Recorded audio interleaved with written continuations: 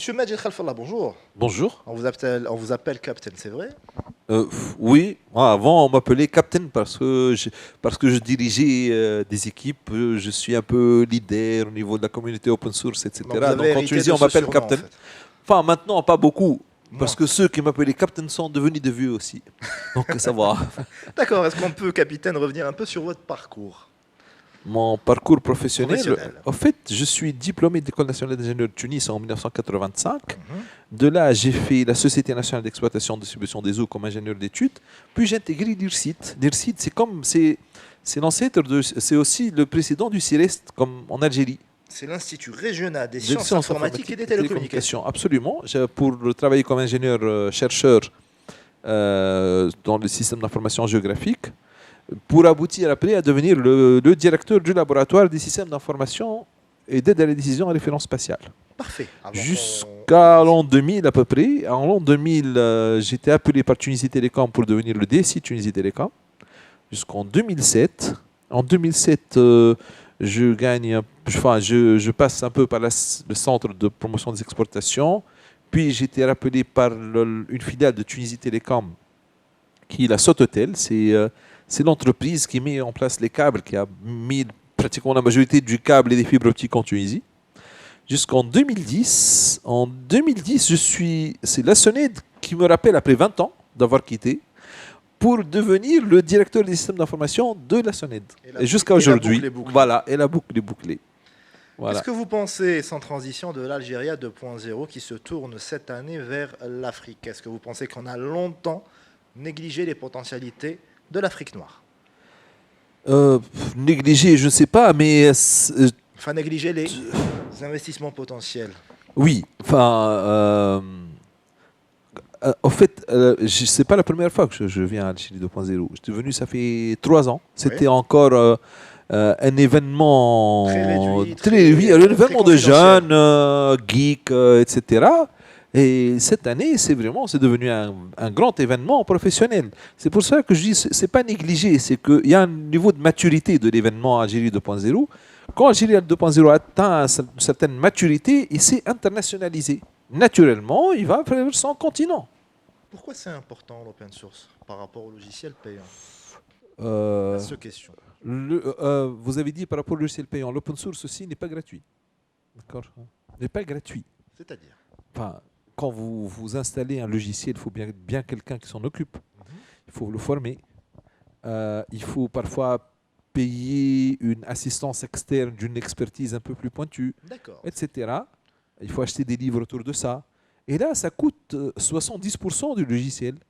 Donc, De manière détournée, c'est pas... voilà. Ok. Donc, en fait, les coûts indirects, on va les garder. C'est le coût direct de la licence. Et la licence n'est pas gratuite parce qu'elle doit être gratuite. Elle est gratuite par la nature même de la licence. Le fait d'être libre, de distribuer ce que je modifie dans le code à quiconque, fait que naturellement, ça n'a pas de prix. Ce n'est pas un truc sans valeur. Le logiciel libre n'a pas de prix. C'est comme l'amour d'une mère à ses enfants. Est-ce que vous dites, ah, combien vous coûte l'amour de votre mère? Bien sûr que non, c'est pas quantifiable. Absolument. C'est exactement la même chose. Ça arrive à un certain stade que le logiciel libre n'est plus quantifiable. Donc c'est pour cela que c'est gratuit. Mais en contrepartie, le reste, tout le service qui va avec, etc., n'est pas gratuit. Premièrement. Deuxièmement, pourquoi le logiciel libre? Il y a plusieurs raisons. Il y a des raisons politiques, enfin, indépendance nationale, Financière, sécuritaire. sécuritaire, etc.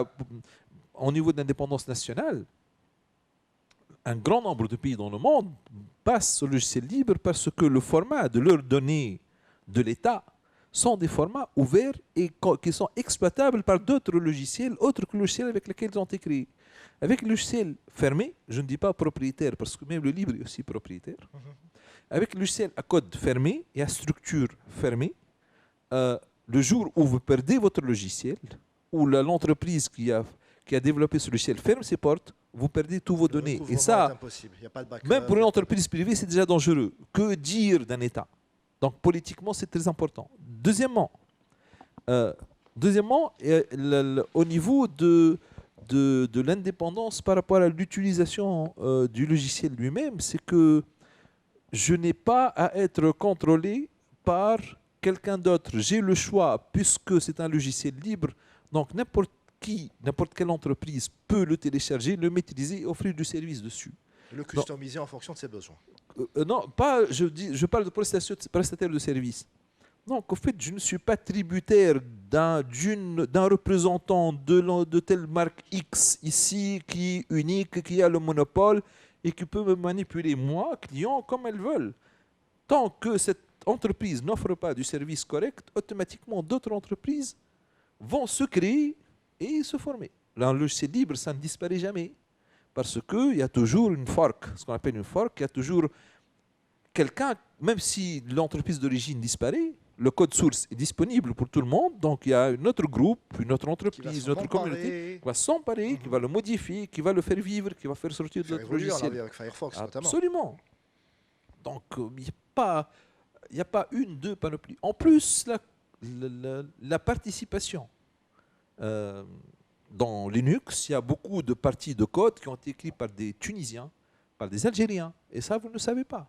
Je vous dis que, par exemple, le correcteur orthographique de OpenOffice, c'est un Algérien qui l'a fait. Ah, il faut m'appeler quelque chose. Ben oui, j'ai rencontré dans une rencontre à l'Alexo où on parlait de logiciels libres et arabisation. Et j'étais agréablement surpris de voir que c'est un Algérien qui vit en Algérie. Et ce n'est pas un Algérien expatrié, etc. Non, non, non, non, non, il est comme nous, normal. Et qui avait fait, dans OpenOffice, utilisé dans tout le monde arabe. Donc, vous ne le savez pas. Est-ce que vous avez du code source dans, par exemple, Microsoft Office algérien? Je ne crois pas, et je suis sûr que non, mais je ne crois pas. D'accord? Mais dans OpenOffice, vous avez du code algérien. Donc, c'est notre produit quelque part. Ouais. C'est une très belle conclusion. Merci beaucoup. Je vous en prie.